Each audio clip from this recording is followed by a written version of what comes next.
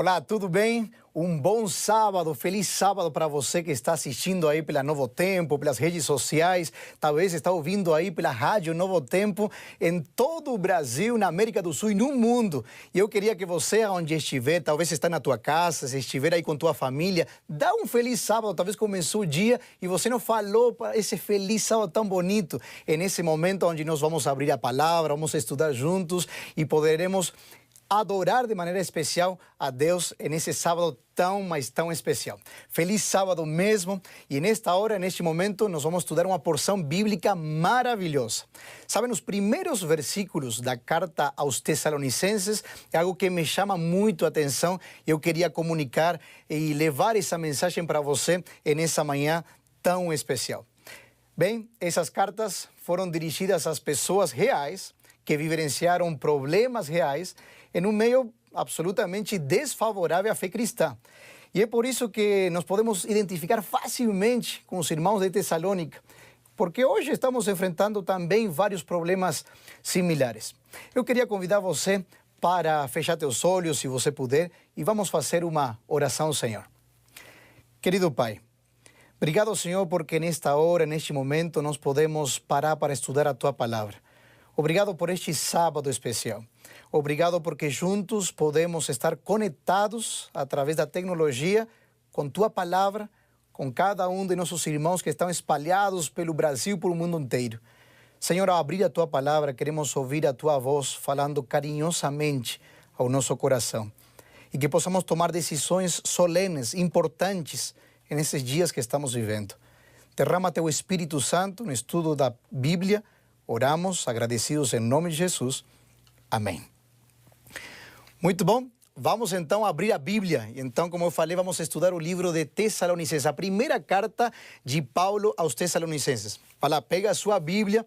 Eu aconselho que você tenha a sua Bíblia em mão. Nós vamos ler aí 10 versículos. Então, é uma porção interessante da Bíblia. E depois nós vamos referir especialmente ao versículo 3. Mas abra a sua Bíblia, esteja atento aí. Eu vou ler aqui junto com vocês esta linda porção bíblica de Paulo aos Tessalonicenses. E diz assim, versículo 1 em diante. Paulo, Silvano e Timóteo, a igreja dos Tessalonicenses, em Deus Pai, em nosso Senhor Jesus Cristo, graça e paz a vosotros. Versículo 2. Damos sempre graças a Deus por todos vós, mencionando-vos em nossas orações e sem cessar, recordando-nos diante de nosso Deus e Pai da operosidade da vossa fé, da abnegação do vosso amor e da firmeza da vossa esperança em nosso Senhor Jesus Cristo. Verso 4. Reconhecendo, irmãos amados de Deus, a vossa eleição, porque o nosso evangelho não chegou até vós tão somente em palavra, mas sobretudo em poder no Espírito Santo e em plena convicção, assim como sabeis ter sido o nosso procedimento entre vós e por amor de vós. Versículo 6, veja só.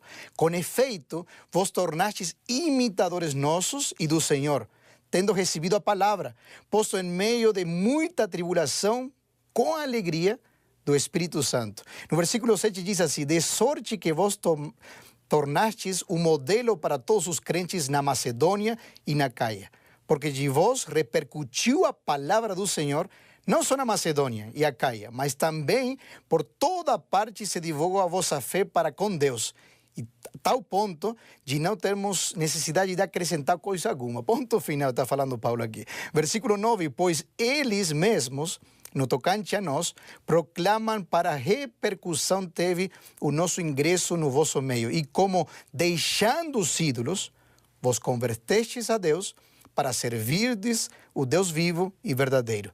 E o último versículo, e para aguardardes dos céus o seu Filho, a quem ele ressuscitou dentre os mortos, Jesus, que nos livra da ira vindoura. Que texto fantástico, verdade? Aqui uma porção bíblica que me chama muito, mas muita atenção. Sabem, as nossas digitais, o nosso DNA e o nosso CPF são únicos, não são intransferíveis. A gente não pode transferir para os outros, é coisa particular, única que a gente tem. Porque o que nos diferencia dos demais é o que define a nossa identidade. E eu quero fazer uma pergunta para você. Que aspectos da tua vida marcam a identidade que você tem? Que aspectos da tua igreja fazem a diferença no mundo que a gente vive? Veja que em Tessalonicenses aqui há 3 marcas distintivas da identidade dos irmãos de Tessalônica para o resto das outras igrejas e o resto do mundo. Veja só mais uma vez aqui no capítulo 1 de primeira epístola aos Tessalonicenses, o versículo 3. Veja que interessante. Diz assim: recordando-nos diante de nosso Deus e Pai da operosidade da vossa fé, da abnegação de vosso amor e da firmeza de vossa esperança em nosso Senhor Jesus Cristo. Que tremendo isso aqui, né? Quando a gente olha para os irmãos de Tessalônica, Paulo está dizendo assim: me admira algo fantástico na vida de vocês. 3 características fundamentais. Em primeiro lugar, Paulo vai destacar aqui a obra da fé de vocês. Esse é um evangelho poderoso que transforma a vida sem importar as circunstâncias em que uma pessoa se encontra. Sabem, eles tinham recebido a palavra onde? Quando? No meio da tribulação, das dificuldades. Eram tempos de perseguição, tempos muito propícios para a tentação de fazer, às vezes, concessões indevidas e talvez se desanimar. Por isso, Paulo escreve estimulando-os a continuar firmes na fé que eles aceitaram. Aqui se menciona algo bastante interessante. Diz que houve uma conversão genuína, deixando atrás o quê? Deixando atrás o passado, deixando atrás os ídolos. Eles se converteram dos ídolos. Eu quero fazer uma pergunta para você e para mim. Será que às vezes eu carrego algum tipo de ídolo? Aqui a característica deles é que eles tinham deixado os ídolos para trás. Às vezes temos ídolos que nos prendem e a gente não consegue desenvolver a nossa vida espiritual. Não conseguimos enxergar o que Deus tem para a nossa vida porque a gente continua com esse peso. Os que aceitaram, na sua maioria, eram pagãos. Os judeus, teoricamente, eles conheciam a Deus e muitos rejeitaram também o Evangelho. O que eu vejo aqui é uma fidelidade baseada na confiança em Deus. E agora eu te pergunto também, você que está me ouvindo aí pela rádio, você que está aí atento a esta mensagem especial de sábado, por que você é fiel? Sim, por que você é fiel? Por obrigação, por temor, às vezes por costume, ou quem sabe você herdou isso de teus pais. Sabem, quanto mais aprofundamos nossa caminhada com Cristo, mais dependentes dele seremos. E por consequência, nós vamos ter uma fidelidade robusta e enraizada num relacionamento de confiança. Fidelidade tem a ver com confiança. Mas não sei você, mas às vezes eu penso assim, né? O problema é que você e eu deixamos de olhar para Cristo, muitas vezes acontece isso, e passamos a olhar mais para nós mesmos, para nossas aflições. Gente, devemos olhar menos para nós mesmos e mais para Ele. Menos para nossas fraquezas e mais para as suas fortalezas. Menos para nossas derrotas e mais para as suas vitórias que Ele quer otorgar para você diariamente. O que marcava a identidade dos tessalonicenses era uma fé. Mas não era qualquer tipo de fé. Era uma fé que confiava em Deus e fazia que eles se entregassem totalmente. A tal ponto que as pessoas conseguiam enxergar neles algo bastante diferente. Há algo distinto neles. Eu posso imaginar, será que as pessoas quando olham para você veem que há uma fidelidade total na tua vida? Em meio das crises, nossa fé é provada, nossa fidelidade é provada. Eu me pergunto quem somos e de quem dependemos mais? Como é possível o povo de Deus resistir às pressões que o esmagam para que se conforme com o mundo? Você lembra que em Romanos, o capítulo 12, o versículo 2 diz assim: não sedes conformados com este mundo, mas o quê? Que diz assim? Mas sede transformados. É interessante porque os conformados são aqueles cuja vida é controlada pelas pressões exteriores, enquanto os transformadores são aqueles cuja vida é controlada pelo poder interior, aquilo que vem de dentro para fora, aquilo que Deus faz na tua vida e agora se evidencia para o exterior. Essa característica dos irmãos de Tessalônica é algo que a gente deveria adotar, deveria ter, deveria ser também a nossa característica. Em vez de sofrer mudanças, o que eles faziam? Eles as realizavam. Deus usou para transformar esses irmãos e através deles para transformar as pessoas que estão ao seu redor. Todo cristão é ou um conformado ou um transformador. Ou estamos sendo exprimidos para caber nos moldes do mundo, ou estamos transformando as coisas no mundo em que Deus nos colocou. Eu sei, nem sempre é fácil a vida dos transformadores. As pressões são várias, são muitas, mas sem dúvidas é empolgante, é motivo de tremenda alegria o fato de Deus estar usando você, sim, escuta bem, usando você nesses dias para influenciar outras pessoas. Tem gente que gosta, né, ou pensa assim, eu quero ser um influencer, eu quero influenciar as pessoas. Então Deus está te chamando, sim, para ser um influenciador através de quê? Da tua fidelidade, fé, confiança total nele. E quem é ele para você? O destacado era a fidelidade, apesar das consequências. Isso aqui é interessante, porque eu me lembro, alguém disse bem que fé não é crer, apesar das evidências. Isso aí é superstição, né? Mas sim obedecer, apesar das consequências. A verdadeira fé não procura aí brechas para se escapar. Simplesmente obedece a Deus e sabe que Ele fará aquilo que for melhor.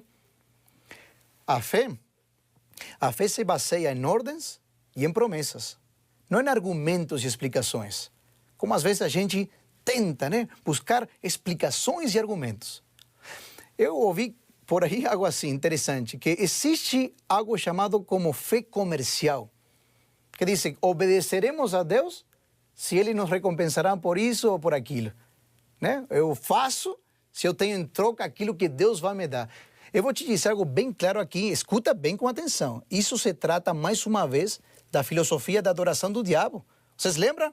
Tudo isto te darei se prostrado me adorares. Em tempos de adversidade, normalmente são tempos de grandes oportunidades. Você está pegando essa oportunidade? Você está pegando essa oportunidade para saber quem é você, de onde você vem? A palavra está dando identidade para você, a fidelidade que você tem? A geração que não se curva é a geração que vai se levantar em fidelidade para cumprir a missão. Isso é identidade. Fé em ação. Fé colocada em ação. E esta fé vai se evidenciar em obras. Isso que fazia diferença na vida dos irmãos de Tessalônica e que deveria ser também a nossa experiência. Vocês sabem que eu comecei meu ministério aqui no Brasil. Eu sou argentino, estudei na UAP, e quando eu deixei para fazer as práticas de evangelismo, já para o último ano aí de meus estudos, ia fazer em Buenos Aires, e ao final saiu uma oportunidade para ir ao Maranhão.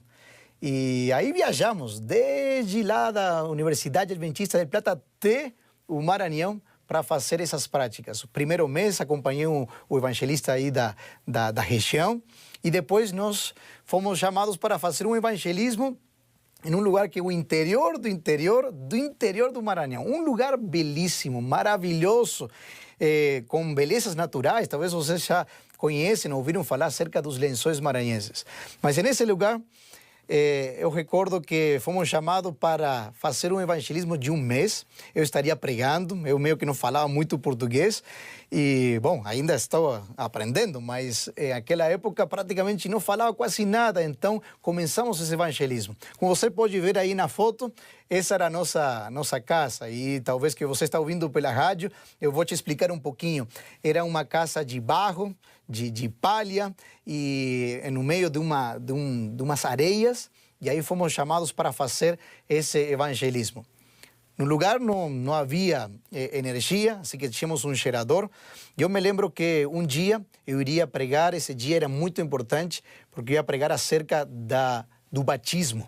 Uma mensagem forte, e chamar as pessoas para entregar suas vidas a Jesus. Quando eu me agachei para pegar a caixa com os estudos bíblicos e as Bíblias, já era perto da hora da pregação, eu senti que fui picado por uma aranha.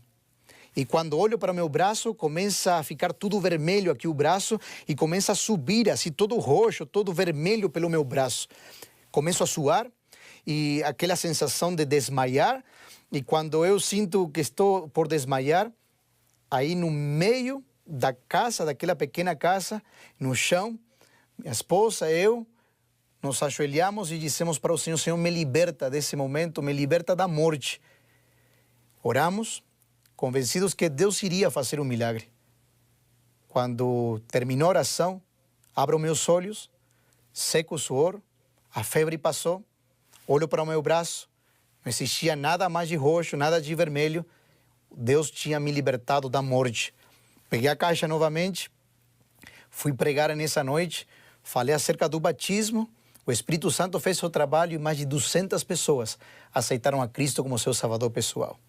Sabem, eu precisava passar por experiências como esta, onde a minha fidelidade seria provada e onde as pessoas conseguiriam enxergar também que quando a gente é fiel, Deus atua com poder. E essa característica que os irmãos tinham lá em Tessalônica, essa característica que você e eu precisamos ter, ou seja, o nosso DNA, aquilo que corre por nossas veias, é uma fidelidade à prova de tudo.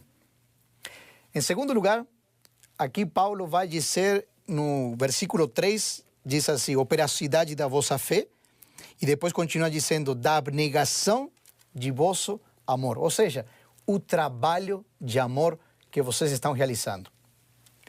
A segunda marca de identidade desta igreja era o amor.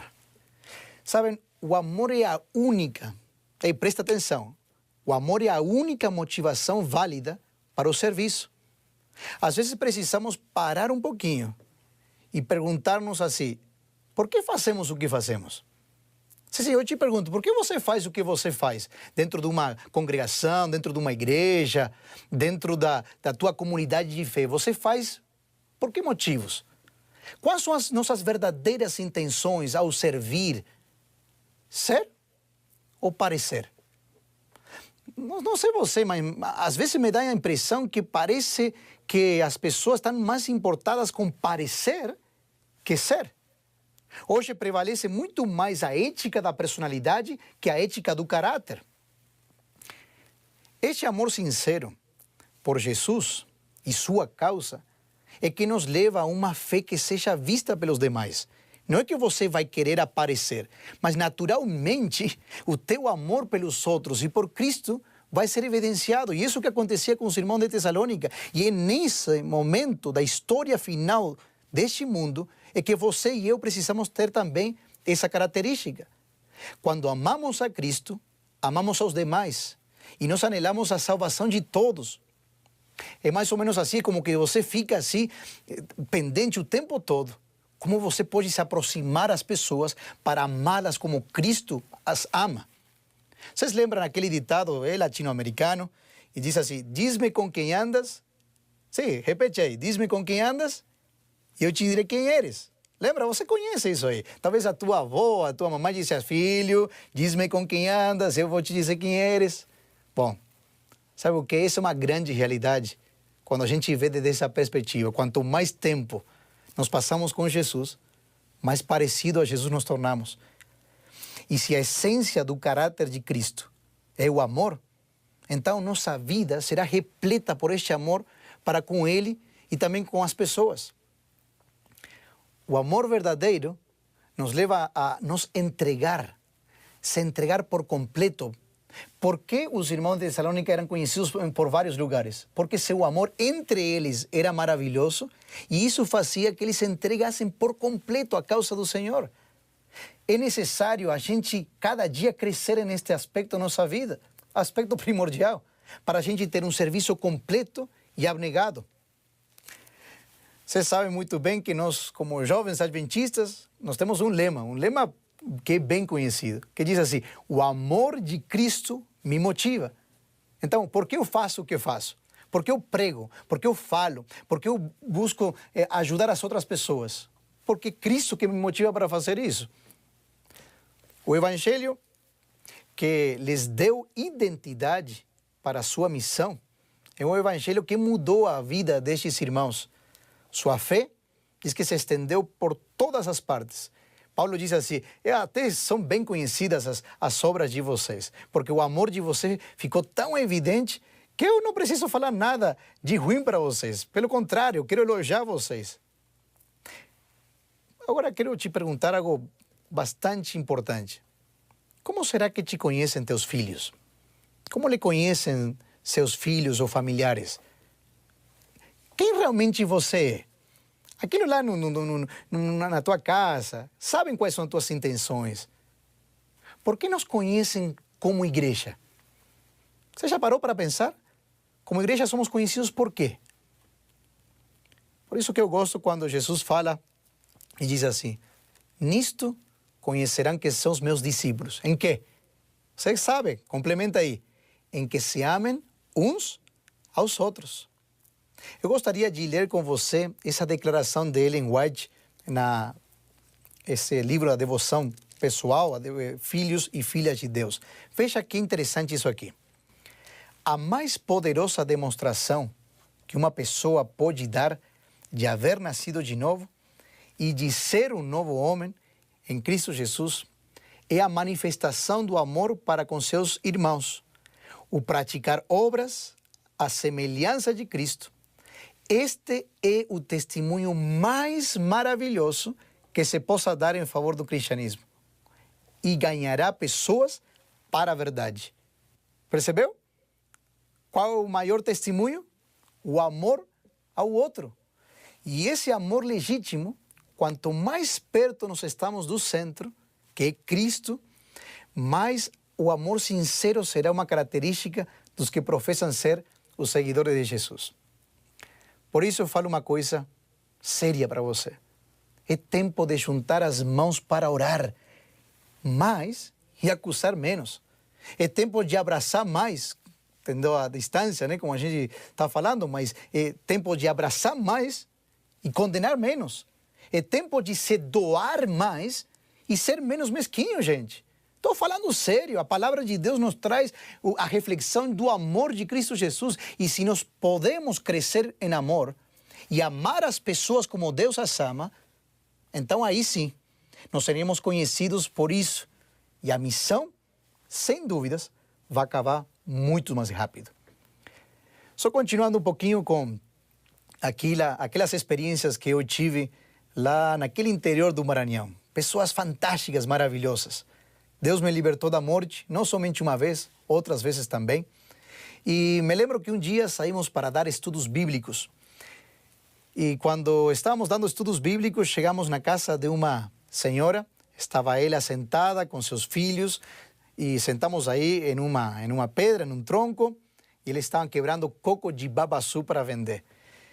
E me lembro que ela chegou para mim e disse assim, olha, eu tenho uma notícia para vocês. Eu gostaria de me batizar, eu e meus filhos, toda a minha família. Eu fiquei super feliz, eu falei, pô, que legal, que bênção, parabéns. Mas nós vamos continuar estudando, tem vários estudos ainda para completar. Ela falou, sim, nós vamos fazer tudo isso aí, sem dúvidas. Mas sabe o quê? Eu quero fazer parte da família de vocês, porque é algo muito interessante. Com certeza, onde vocês moravam é bem diferente da onde a gente mora. E vocês vieram morar onde a gente mora, vocês vieram a comer a comida que a gente come, estão tentando falar o idioma que a gente fala. Para nós, vocês são como anjos. Uau! Quando essa mulher falou isso, eu fiquei muito emocionado em poder saber que, pelo amor sincero a uma pessoa, estava sendo devolvida uma expressão de fé também, e de amor e de querer pertencer. De fato, essa mulher foi batizada, ela e toda a sua família permanecem nos caminhos do Senhor e lá temos uma igreja muito bonita. Se eu estou contando essas histórias para você, não é para me colocar aqui de exemplo de nada, por favor. É porque para mim fez a diferença saber que ao amar verdadeiramente as pessoas como Jesus ama, essa é a maior manifestação de fé, esperança e missão que nós temos para com os outros. Mas há um terceiro ponto. Me acompanhem nisso aqui. Lembra que era a fé em prática, sim, a fidelidade total. Em segundo lugar, o amor, e o amor que é evidenciado de maneira clara. E o terceiro aspecto é ser constantes e perseverantes. Em quê? Na esperança. Geralmente, as crises vão revelar aí alguns tipos de crentes, né? Estão aqueles que ficam desesperados e que encontram em qualquer notícia aí calamitosa e trágica argumentos para dizer que o mundo vai acabar. Depois estão aqueles que também são desesperados e vão anunciando uma mensagem bem sensacionalista, bastante alarmista. Mas já por outro lado, estão também os descuidados, que não dão a mínima importância aos acontecimentos e vivem a vida e vão deixando a vida levar. E como a desculpa de serem realistas, só manifestam seu coração materialista.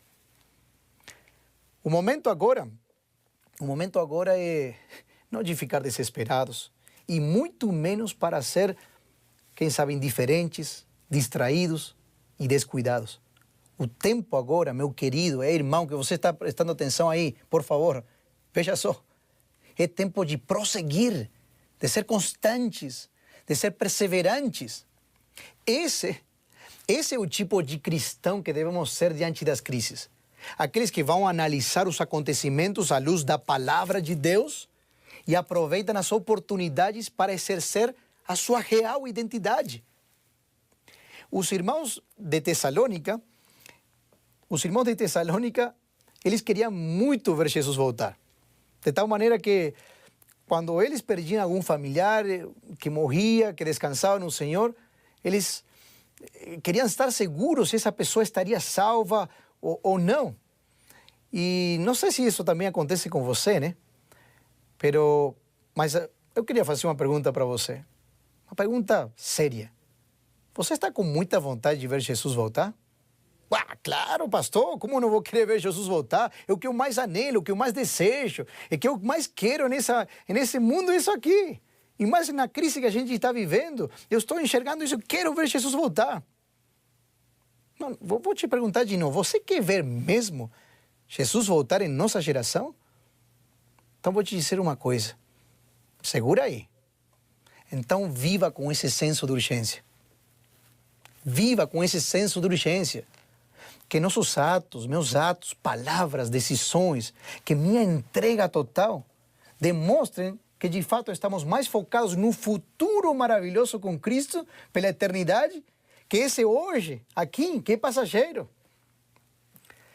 É interessante que os irmãos que nos estão ensinando muito de Tessalônica, eles não esperavam passivamente, como quem espera assim qualquer coisa. A cada dia que passava, era uma relação mais estreita com Deus e um cumprimento da missão. Constantes, perseverantes. A perseverança é uma característica fundamental dos que vivem nos últimos dias da história desse mundo. Eu queria que você me acompanhe para, então, a última mensagem dada pelos filhos de Deus para o mundo antes de Jesus voltar. E é uma mensagem distintiva. Apocalipse 14, vocês lembram? Apocalipse 14, me acompanha aí, abre a sua Bíblia, Apocalipse 14, e vamos ler aqui o verso 12. Termina essa mensagem dos 3 anjos, poderosa mensagem, deve ser estudada, anunciada também. Diz assim, Apocalipse 14, 12. Está aí? Fica ligado aí. Apocalipse 14, 12 diz assim, aqui está a perseverança dos santos. O quê? A perseverança dos santos. Os que guardam os mandamentos de Deus e a fé em Jesus, guardam também a fé em Jesus. Esta aqui é a conclusão da última mensagem dada para o mundo. A mensagem dos 3 anjos. E nos revela aqui as características de um povo fiel, que viverá nos últimos dias antes da segunda vinda de Jesus. Então, se nós estamos vivendo os últimos dias da história desse mundo, e eu não tenho dúvidas acerca disso, Então, quais são as características da tua experiência espiritual? Qual é a característica que nós temos como povo redimido do Senhor? 3 características também menciona aqui em Apocalipse 14, 12. Em primeiro lugar, diz assim: guardam a fé em Jesus. Não é parecido? Não é igual àquelas características que tinham os irmãos de Tessalônica? Fidelidade, fé em prática. O que mais? Guardam os mandamentos de Deus. A lei de Deus é a lei de amor para com Ele e para o próximo. Então, se a lei de amor, o amor, é revelado através do caráter de Deus para os outros, então há uma característica aqui também. Fé colocada em prática, amor a Deus e aos outros. E, em terceiro lugar, perseverança, constância. Constância, perseguindo a nossa meta, olhando para Cristo Jesus e para a nossa esperança de que muito em breve Cristo vai voltar. Há 2 palavras que se traduzem aqui como perseverança no Novo Testamento. A primeira é macrosumia. Macrosumia, que literalmente significa sofrer muito. E a segunda é jupomoné. Jupomoné é um tipo de perseverança. É uma confiança que luta pela justiça. É aquela perseverança ativa, não é imóvel, é ativo. E este é o tipo de fé que o povo deve ter nos últimos dias. Quero dizer algo bem interessante para você. Ei, escuta bem aqui. Não desista. Não desista desse caminho nenhum minuto. É você que está me ouvindo aí pela rádio, ou esta mensagem está tomando você em algum lugar, não sei, desse planeta. Quero te dizer, não desista deste caminho nenhum minuto. Jesus está voltando. Seja constante na oração, no estudo da palavra e na convicção de que em breve nós vamos para casa. E sabem, nós não vamos sozinhos. Não queremos deixar ninguém para trás. Quando estávamos fazendo aqueles evangelismos no Maranhão, eu vou contar uma terceira história, dessa terceira característica. Eu me lembro que uma noite, depois de um segundo mês, estávamos aí em Barreirinhas, e um abraço para os irmãos de Barreirinhas, aí começamos nosso ministério. Eu estava fazendo evangelismo lá e entrou um bêbado na conferência, né? Sempre vai ter alguém, um bêbado aí nas conferências evangelísticas. Sempre super bem-vindos também. Ele sentou lá na frente, ele gostava de cantar os cantos. E este não fedia bastante. Ele não era muito cheiroso, que digamos, não. E então, eu me lembro que ele gostava bastante de cantar. Estava atento aí às mensagens. E naquela noite, a primeira noite que ele veio, aí eu fui cumprimentar as pessoas, como sempre a gente faz, né? E então aí ele vinha caminhando, né? Vinha caminhando daquele jeito, né? E quando chega perto, aí o que faz? Abraça ou não abraça? O homem estava fedendo muito. O que faz? Abraça ou não abraça? Claro, abraça. E quando abraça, aquele jeito, né? Aí ele deu um passo para trás, olhou para mim, caiu uma lágrima. Não é difícil bêbado chorar, né? Mas... E disse assim, ué, faz 8 anos que ninguém me toca. Faz 8 anos que ninguém me abraça. Amanhã eu vou estar aqui. Gostei de você, argentino, hein? Oh, como é teu nome? Perguntei para ele. Roberto. Beleza, Roberto. Amanhã a gente se encontra então. Aí chegou outro dia e na hora das músicas ele chegou mais uma vez, um pouquinho menos bêbado. E aí ele chegou, se sentou, sentava aí na frente. Quando ele sentava, como ele fedia bastante, as pessoas que estavam do lado saíam, né? Mas aqui, então ele sentou, continuamos todas as noites. Uma noite ele ficou perto, chegou e me disse assim, ô argentino, pastor, eu quero dar uma notícia para você. Eu quero entregar a minha vida a Jesus como meu salvador pessoal. Eu quero me batizar. Ele já estava sóbrio, ele estava bem, tinha se recuperado. E eu falei para ele, bom, que legal, Roberto, feliz, fiquei tão feliz com ele. Dei um abraço, e aí ele puxou e pegou uma caneta feita de um artesanato com cobre e me disse assim, obrigado mesmo. E isso aqui simboliza que eu quero entregar a minha vida a Jesus como meu salvador pessoal. Eu recebi aquela caneta e guardei com muito carinho. Aí, aquela outra noite, eu estava pregando e me chamou a atenção porque Roberto não vinha, né? Eu falei, o que deve ter acontecido com ele? Eu fiquei preocupado, perguntei para um, para outro. Aí eu saía buscar ele, eu sabia onde ele se escondia, onde dormia debaixo de uma ponte. Não estava lá. Fui em outro lugar, fui na beira do rio, passaram várias horas e eu não encontrei a Roberto. Eu não sei o que aconteceu com o Roberto. Eu não sei se alguém quis acertar algumas contas com ele, mataram ele, fundaram no rio. Eu não sei o que aconteceu. Mas uma coisa eu tenho certeza. Vou ver Roberto na Canaã Celestial. Sim, vou poder abraçar novamente ele. Não tinha falado, quero entregar minha vida a Jesus e entregou aquela caneta com carinho. Uau! Quero encontrar Roberto. Tenho saudades dele.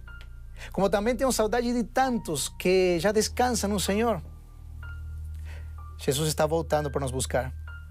E quando Paulo escreve para os irmãos de Tessalônica, que estavam preocupados também com seus familiares, com seus amigos, ele vai dizer algo importantíssimo. Vocês conhecem essas palavras e terminamos lendo aqui a primeira carta aos Tessalonicenses. Abre aí a sua Bíblia, você conhece muito bem, mas são palavras que entram profundo no nosso coração.